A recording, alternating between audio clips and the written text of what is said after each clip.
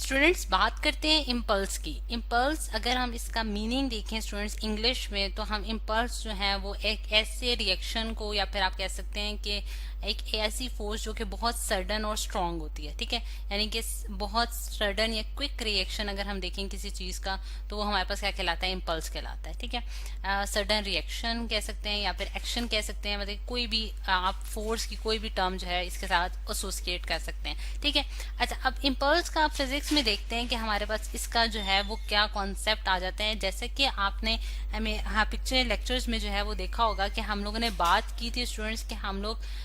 जो है मोमेंटम को रिलेट कर रहे थे विद न्यूटन सेकंड लॉ। तो उसमें हमने ये डिस्कस किया था कि अगर एक कार जो है जो कि अपनी मोशन परफॉर्म कर रही है और उसके पास इनिशियल वेलोसिटी जो है वो वी आई है, और कुछ टाइम के बाद जब हम उसके ऊपर कोई फोर्स अप्लाई करते हैं और फोर्स की वजह अप्लाई करने की वजह से वो कार जो है कुछ डिस्टेंस मूव करके एक खास पॉइंट तक रीच करती है, और उसकी फाइनल वेलोसिटी जो कैलकुलेट की गई है वो वी एफ है। इस केस में स्टूडेंट्स जो हमने फोर्स उसके ऊपर अप्लाई की थी, यानी कि जो एक्सटर्नल फोर्स हमने अप्लाई की थी, वो फोर्स हमारे पास उस टाइम में हमारे पास एक कांस्टेंट फोर्स थी। यानी कि कांस्टेंट फोर्स का क्या मतलब है कि एक उसका खास मैग्नीट्यूड था। जिस तरह से मैं कह सकती हूँ, फॉर एग्जांपल मैं कहती हूँ कि मैंने 4 न्यूटन की जो है वो फोर्स उसके ऊपर अप्लाई किया, 4 न्यूटन फोर्स अप्लाई किया, ठीक है। अब अगर इस केस में हमारे पास 4 न्यूटन अप्लाई करने की वजह से, जो फोर्स की वजह से हमारी जो कार है उसने एक सर्टेन डिस्टेंस ट्रेवल किया है इन टाइम टी, और हमने उसको उसकी जो वैल्यूज हैं वो कैलकुलेट की हैं, और इस फोर्स की वजह से उसमें कोई एक्सेलरेशन भी प्रोड्यूस हुआ है,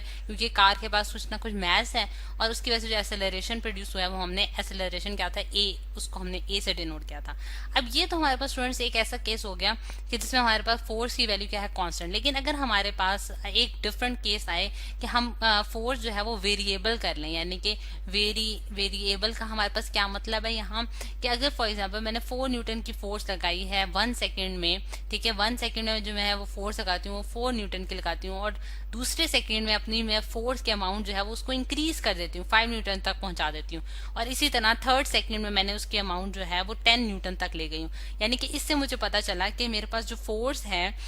वो क्या है, वेरिएबल है, यानी कि उसमें एक वैल्यू जो है वो कांस्टेंट नहीं रह रही, बल्कि वो चेंज हो रही है टाइम के लिहाज से, ठीक है। तो ऐसी फोर्स क्या कहलाएगी, वेरिएबल फोर्स कहलाएगी। अब ये तो हमने कार की एग्जांपल देख ली। इसकी आप एक और एग्जांपल इस तरह से देख सकते हैं कि अगर हम, मेरे पास कोई हिल है और हिल के ऊपर मैं एक साइकिल के जरिए जो है वो जो है मूव कर रही हूँ, ठीक है। मेरे पास कोई बाईसाइकिल है और साइकिल के जरिए जो है मैं इसके ऊपर जो है वो चल रही हूँ, तो एक खास किस्म की फोर्स जो है वो इस पीक तक लगेगी मेरे पास। उसके बाद यहाँ जो है जो फोर्स की अमाउंट है वो कुछ ज्यादा हो जाएगी। जैसे कि आप जानते हैं कि जब हम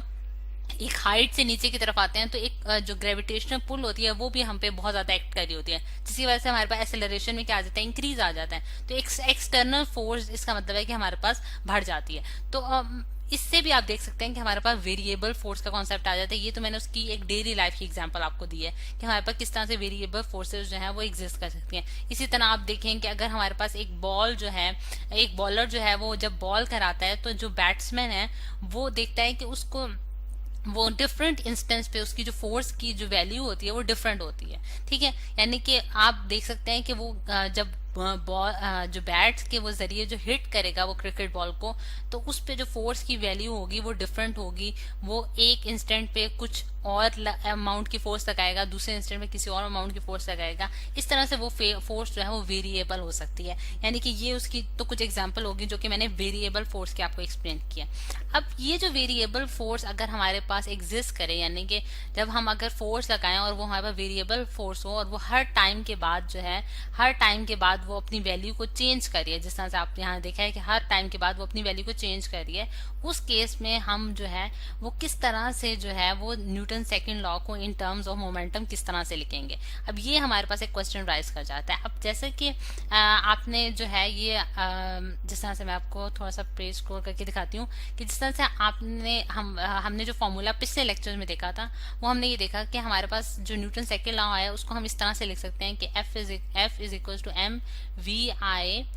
आई minus M V F minus M V I divided by T. ठीक है, यानी कि हमारे पास mvf जो है वो फाइनल मोमेंटम है और mvi हमारे पास इनिशियल मोमेंटम है और t जो है वो हमारे पास टाइम है जिसमें हमने ये फोर्स अप्लाई किया। तो अब इस चीज को अगर हम वेरिएबल फोर्सेस के केस में लिखेंगे तो हम क्या करेंगे कि इसको इंडिविजुअल लिखने के बजाय हम F क्रॉस T जो है, F क्रॉस T जो है उसको इंट्रोड्यूस करेंगे। F cross T is equals to mvf minus mvi,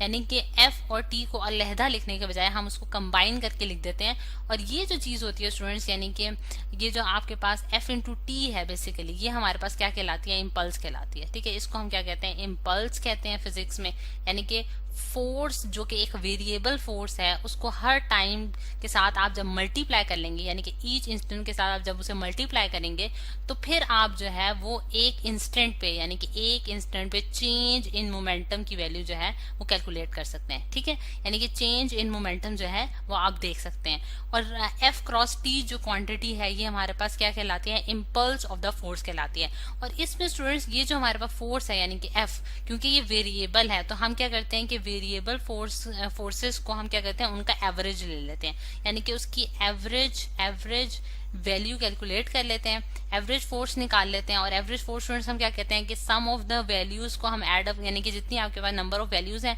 उनको आपने एड अप करना है। जिस तरह से यहाँ एग्जांपल के तौर पे मैं आपको बताती हूँ कि आप एवरेज किस तरह से निकाल सकते हैं। एवरेज फोर्स प्लस 5 प्लस 10 हो जाएगी डिवाइडेड बाय 3, यानी कि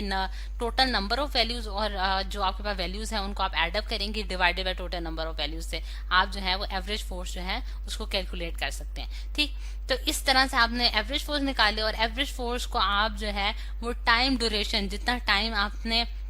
लगाया है, मतलब कि जितने टाइम में आपने ये फोर्स अप्लाई की है वो टाइम आप टाइम ड्यूरेशन से आप मल्टीप्लाई कर देंगे तो फिर आप जो है वो इम्पल्स फाइंड आउट कर सकते हैं। और इम्पल्स जो है वो आपको क्या बताएगा कि कितनी जो है वो आपके पास कितनी एक जो आपकी इस कार में थ्रस्ट प्रोड्यूस हुआ है वेरिएबल फोर्स की वजह से, यानी कि जैसे आप कहते हैं कि मोमेंटम उसने जो गेन किया, मोशन जो गेन किया है उसमें जो थ्रस्ट प्रोड्यूस हुआ है वो कितना प्रोड्यूस हुआ है इस टाइम ड्यूरेशन में, और वो हमारे पास क्या कहलाएगी, इम्पल्स कहलाएगी, यानी कि जिसकी वजह से एक सडन रिएक्शन जो है वो टेक प्लेस किया। तो ये है स्टूडेंट्स हमारे पास इम्पल्स का कॉन्सेप्ट फिजिक्स में जो कि आज हमने स्टडी किया।